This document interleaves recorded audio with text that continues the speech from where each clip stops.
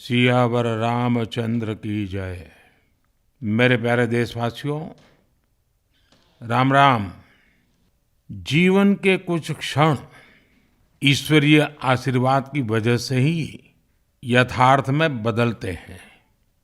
आज हम सभी भारतीयों के लिए, दुनिया भर में फैले राम भक्तों के लिए ऐसा ही पवित्र अवसर है। हर तरफ प्रभु श्री राम की भक्ति का अद्भुत वातावरण, चारों दिशाओं में राम नाम की धुन, राम भजनों की अद्भुत सौंदर्य माधुरी। हर किसी को इंतजार है 22 जनवरी का, उस ऐतिहासिक पवित्र पल का। और अब अयोध्या में रामलला की प्राण प्रतिष्ठा में केवल 11 दिन ही बचे हैं। मेरा सौभाग्य है कि मुझे भी इस पुण्य अवसर का साक्षी बनने का अवसर मिल रहा है। ये मेरे लिए कल्पनातीत अनुभूतियों का समय है। मैं भावुक हूँ, भाव विह्वल हूँ। मैं पहली बार जीवन में इस तरह के मनोभाव से गुजर रहा हूँ। मैं एक अलग ही भाव भक्ति की अनुभूति कर रहा हूँ। मेरे अंतर मन की ये भाव यात्रा मेरे लिए अभिव्यक्ति का नहीं, अनुभूति का अवसर है।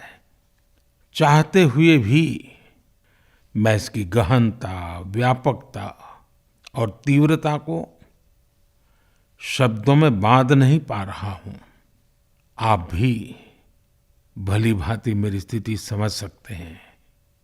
जिस स्वप्न को अनेकों पीढ़ियों ने वर्षों तक एक संकल्प की तरह अपने हृदय में जिया, मुझे उसकी सिद्धि के समय उपस्थित होने का सौभाग्य मिला है।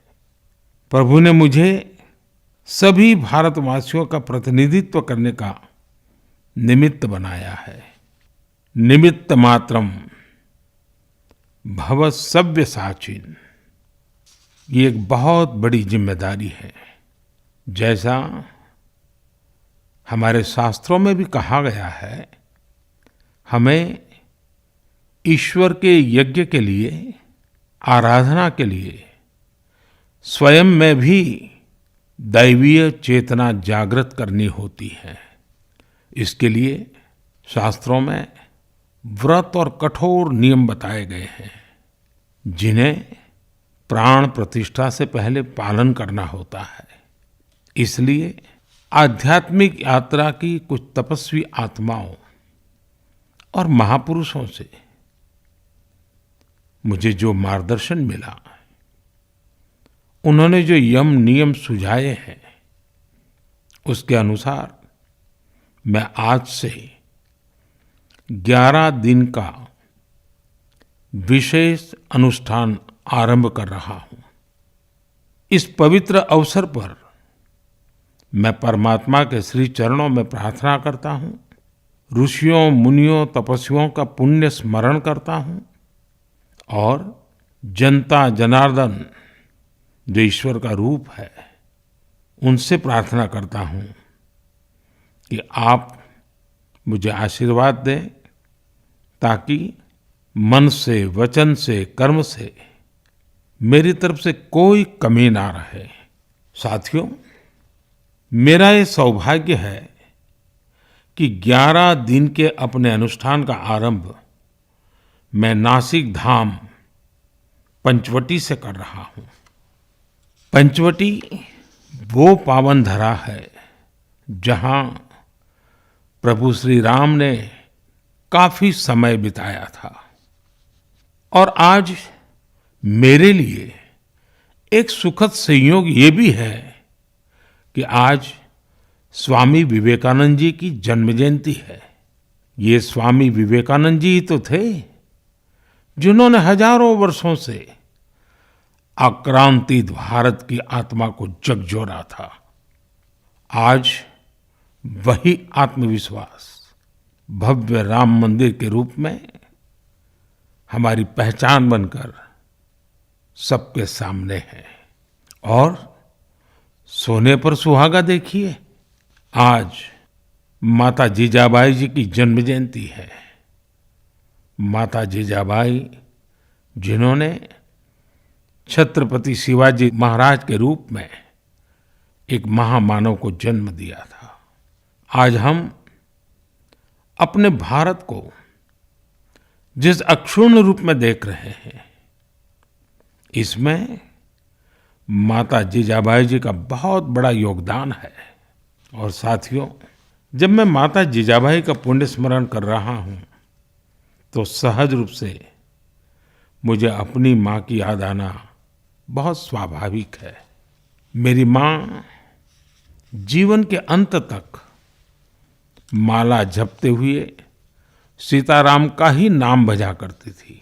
साथियों, प्राण प्रतिष्ठा की मंगल घड़ी, चराचर सृष्टि का वो चैतन्य पल, आध्यात्मिक अनुभूति का वो अवसर, गर्भगृह में उस पल क्या कुछ नहीं होगा।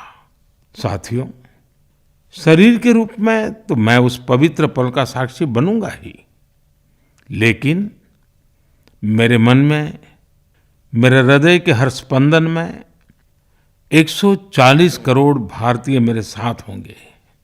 आप मेरे साथ होंगे, हर राम भक्त मेरे साथ होगा और वो चैतन्य पल हम सबकी साझी अनुभूति होगी। मैं अपने साथ राम मंदिर के लिए अपने जीवन को समर्पित करने वाले अनगिनत व्यक्तित्वों की प्रेरणा लेकर जाऊंगा। त्याग तपस्या की वो मूर्तियां, 500 साल का धैर्य, दीर्घ धैर्य का वो काल, अनगिनत त्याग और तपस्या की घटनाएं, दानियों की, बलिदानियों की गाथाएं, कितने ही लोग हैं जिनके नाम तक कोई नहीं जानता, लेकिन जिनके जीवन का एकमात्र ध्येय रहा है भव्य राम मंदिर का निर्माण। ऐसे असंख्य लोगों की स्मृतियां मेरे साथ होगी। जब 140 करोड़ देशवासी उस पल में मन से मेरे साथ जुड़ जाएंगे और जब मैं आपकी ऊर्जा को साथ लेकर गर्भगृह में प्रवेश करूंगा तो मुझे भी एहसास होगा कि मैं अकेला नहीं, आप सब भी मेरे साथ हैं। साथियों, ये 11 दिन व्यक्तिगत रूप से मेरे यम नियम तो है ही, लेकिन मेरे भाव विश्व में आप सब समाहित है। मेरी प्रार्थना है कि आप भी मन से मेरे साथ जुड़े रहें। रामलला के चरणों में मैं आपके भावों को भी उसी भाव से अर्पित करूंगा जो भाव मेरे भीतर उमड़ रहे हैं। साथियों, हम सब इस सत्य को जानते हैं कि ईश्वर निराकार है, लेकिन ईश्वर साकार रूप में भी हमारी आध्यात्मिक यात्रा को बल देते हैं। जनता जनार्दन में ईश्वर का रूप होता है, ये मैंने साक्षात देखा है, महसूस किया है। लेकिन जब ईश्वर रूपी वही जनता शब्दों में अपनी भावनाएं प्रकट करती है, आशीर्वाद देती है, तो मुझ में भी नई ऊर्जा का संचार होता है।